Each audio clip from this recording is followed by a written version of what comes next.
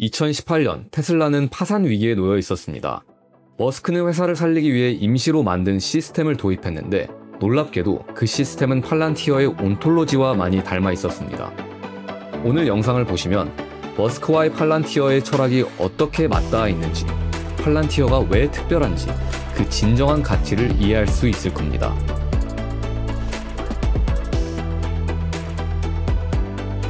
(2017년 7월) 일론 머스크는 모델 3의 첫 생산을 발표합니다.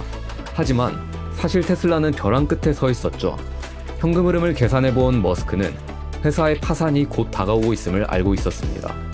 그의 유일한 희망은 단 하나의 미친 목표였습니다. 주당 5,000대의 모델 3를 생산하는 것이었습니다. 이게 얼마나 터무니없는 목표였는지 비교해보면 전통적인 자동차 회사들은 새로운 모델을 대량 생산하기까지 3년에서 5년이 걸립니다. 심지어 생산 혁신의 대명사인 토요타조차 몇 년이 필요하죠. 머스크는 단 12개월 안에 이걸 해내야 했습니다. 머스크의 계획은 이랬습니다. 프리몬트 공장을 S와 X 모델에서 모델 3 생산 라인으로 전환하고 동시에 생산 비용을 최적화하며 연간 생산량을 10만 대에서 25만 대로 2배 이상 늘린다. 머스크는 직원들에게 생산 지옥을 선포했습니다. 그는 전 직원에게 이메일을 뿌렸죠. 앞으로 펼쳐질 업무의 강도는 여러분이 경험한 어떤 것과도 차원이 다를 것입니다. 그러나 테슬라는 2017년 3분기에 모델 3를 단 260대 생산합니다.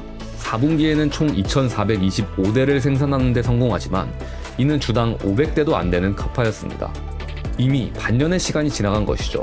2018년 1분기에 총 9,766대를 생산했지만 이 역시 주당 800대 정도의 생산 카파였습니다. 봄이 되자 약속했던 주당 5,000대까지 단 3개월밖에 남지 않았습니다. 그 사이에 테슬라는 미국에서 가장 많은 공매도가 걸린 주식이 되었습니다. 월가에서는 무려 120억 달러가 머스크의 실패에 걸려 있었죠. 언론은 연일 비관적인 기사를 쏟아냈고 시간은 계속 흘러가고 있었습니다.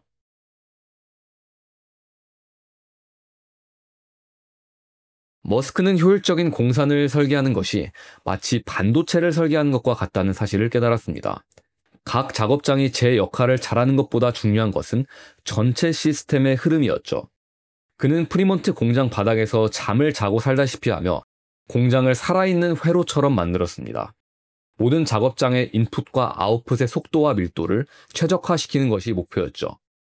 각 부품의 생산 속도와 흐름을 실시간으로 보여주는 모니터를 달았고 각 작업장에 불빛을 설치해 초록색이면 정상, 붉은색이면 병목 현상을 나타내게 했습니다. 그리고 머스크는 직접 현장을 걸어다니며 붉은 불빛을 계속 찾아다녔습니다. 직원들은 이를 Walk to the Red, 붉은 빛으로 걸어가기라고 불렀습니다. 머스크는 모든 것을 의심했습니다. 불필요한 부품을 과감히 제거했고 오히려 사람보다 느린 로봇들은 뜯어냈습니다. 그는 생산 과정을 순수한 효율성만 남을 때까지 집요하게 다듬었습니다. 그리고 2018년 6월 마지막 주, 테슬라는 모두를 경악하게 했습니다. 단 일주일 만에 5,031대의 모델 3를 생산해낸 것이죠. 머스크는 이 위기 속에서 리더로서의 능력을 증명해냈습니다. 위대한 CEO들이 위기에서 보여주는 공통된 특성, 긴박함, 집요함, 결단력이 선명하게 드러난 극한의 상황이었죠. 하지만 더 중요한 교훈은 문제 해결 방식에 있었습니다. 그 모니터들은 단순한 시각화, 데이터를 보기 좋게 보여주는 차트가 아니었습니다. 그것은 보이지 않는 것을 보이게 만드는 것, 문제의 가시화였습니다. 숨겨져 있던 공장의 비효율성과 병목이 붉은 빛으로 드러났기 때문에 머스크가 재빨리 문제를 해결할 수 있었습니다. 이 원리, 즉 보이지 않는 현실을 드러내는 것이야말로 진짜 돌파구였습니다. 그리고 이 사고방식은 팔란티어의 온톨로지의 핵심과 맞닿아 있습니다.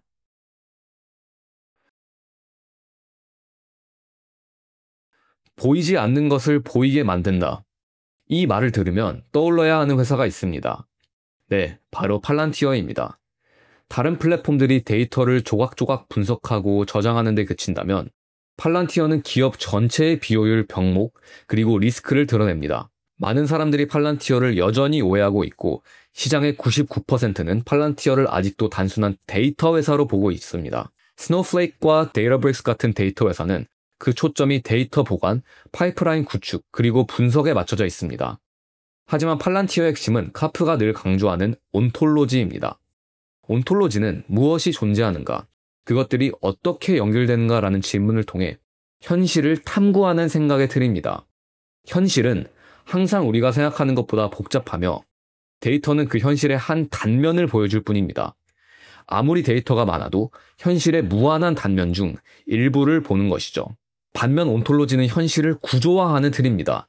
문제 안에 무엇이 존재하는지 정의하고 그 무엇에 맥락적인 의미를 부여하고 서로 간의 관계를 정의하고 현실에 적용하며 새로운 사실을 도출해냅니다. 많이 추상적으로 느껴지죠? 쉽게 풀어내기 위해 AIP콘에 소개된 아메리칸 에어라인을 들여다보겠습니다.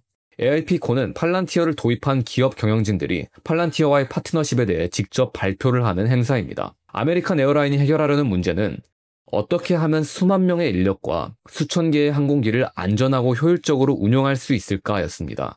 기존에도 데이터는 있었지만 승무원들이 불필요하게 한 도시에 오래 머무르는 등 비효율이 계속 쌓여왔습니다. 팔란티어와 파트너십을 맺고 처음으로 한 것은 항공기, 스케줄, 게이트, 승무원 등을 객체로 정의하고 이들 사이의 관계를 정의한 것이었습니다. 이렇게 현실을 구조화한 시스템을 팔란티어는 디지털 트윈이라고 부릅니다. 디지털 트윈이 완성되자 아메리칸 에어라인은 가상에서 무한한 시뮬레이션을 돌릴 수 있게 됩니다. 크루를 재배치하고 비행기를 재경로화하고 AI를 통해 기존에는 예측하기 힘들었던 돌발 상황에 대비하고 그에 따른 비용과 수익을 실시간으로 다시 계산하는 것이 가능해진 겁니다. AI가 계산한 최적의 스케줄을 사람이 승인만 하면 즉각적으로 시스템에 적용이 되기도 합니다. 팔란티어 도입 전에 아메리칸 에어라인은 각 팀이 각자의 데이터를 보고 이메일을 통해 스케줄을 조율했다고 합니다. 이런 구조에서는 현실이 쪼개지고 각 팀의 주관적인 해석이 개입되며 소통하는 과정에서 왜곡과 지연이 일어날 수밖에 없습니다. 아메리칸 에어라인은 이렇게 말했습니다. 세상은 끊임없이 변하기 때문에 현실과 함께 진화하는 시스템이 필요했다. 팔란티어를 도입하고 우리는 존재조차 몰랐던 문제점들을 발견했다. 핵심 키워드는 끊임없이 진화하는 현실, 기업 전체 데이터의 통합과 의미 부여, 보이지 않던 문제의 가시화, AI를 통한 문제의 해결입니다. 다시 테슬라 공장으로 돌아가 보죠. 머스크는 붉은 빛으로 공장의 병목을 실시간으로 드러냈습니다. 이 원리를 기업 전체로 확장하고 AI를 결합하면 기업은 비로소 현실의 속도에 맞춰 움직일 수 있게 되는 것이죠. 팔란티어의 솔루션이 이렇게 강력하다면 왜 모든 기업이 도입하지 않을까요? 미국에서는 엄청난 숫자를 보여주고 있지만 유럽에서는 꽤 아쉬운 성장률을 보여주고 있는 팔란티어입니다. 지금의 높은 밸류에이션이 정당화되려면 단순히 미국 내에서의 성공 스토리로 그치면 안 되겠죠. 과연 원인은 팔란티어의 기술의 한계에 있을까요? 알렉스 카프는 유럽 기업들의 태도를 꾸준히 비판하고 아쉬워했습니다. 기업들이 이미 포기한 것 같다. 이 상황이 바뀌기를 바란다. 유럽 기업들은 재빨리 AI를 도입하지 않으면 폐허가 되는 위기를 감수해야 한다. 반면 미국에 대해서는 이렇게 얘기합니다. 미국 기업 문화의 우수한 점은 실제 효과가 있는 방식을 재빨리 알아내고 적극적으로 도입하는 것이다. 그는 변화를 수용하지 않고 기존의 틀에서 벗어나지 못하는 유럽의 문화를 비판하는 것입니다. 팔란티어는 기업의 현실과 문제점들을 적나라하게 드러냅니다. 따라서 문제 해결 과정에서 조직 개편, 인력 조정, 내부 저항이 불가피합니다. 머스크가 프리먼트 공장에서 불필요한 부품과 프로세스, 심지어 인력까지 잘라냈던 것처럼 팔란티어 역시 기업에 그런 수술을 요구하는 것이죠. 국내 기업에서 실제 팔란티어 도입을 이끌었던 변우철 님도 그 과정을 조직 내부의 저항이 매우 거셌다라고 얘기합니다. AIP콘의 팔란티어 클라이언트들 역시 강조하죠. 팔란티어 도입은 반드시 C레벨에서 시작되는 강력한 지지와 리더십이 필요하다. 결국 유럽의 더딘 도입은 팔란티어의 기술력에 있는 것이 아닙니다. 관성을 끊어낼 수 있는 문화와 의지가 있느냐입니다. 팔란티어는 애초에 기업에게 도움이 되는 도구를 만들기 위해 시작된 조직이 아닙니다. 그들의 DNA는 언제나 조직의 가장 어려운 문제를 직접 해결하는 것에 있었습니다. 팔란티어의 첫 고객은 상업기업이 아니라 미국 국방부였습니다. 화려한 대시보드가 아닌 테러 네트워크를 실제로 차단하고 숨어있는 위협을 찾아내고 목숨을 지켜내는 방법에 집착했습니다. 이 문제 해결 중심의 DNA는 지금도 팔란티어의 DNA입니다. 그래서 팔란티어의 온톨로지가 핵심이고 팔란티어만이 AI를 통해 기업을 구조적으로 바꿀 수 있는 이유입니다.